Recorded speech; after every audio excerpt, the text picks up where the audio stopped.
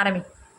1 2 3 4 5. என்ன கணக்கு அது? கழித்தல் கணக்கு.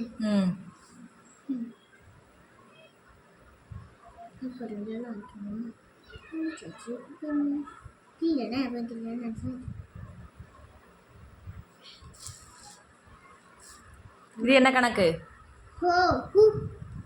கூட்டல் கணக்கு. 1 2 3 4 5. இப்போ என்ன செய்யணும்? எத்தனை 1 2 3 4 5 6 7. 1 2 3. இது என்ன கணக்கு?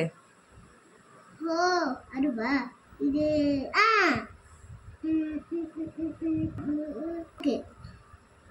கழித்தல் கணக்கு.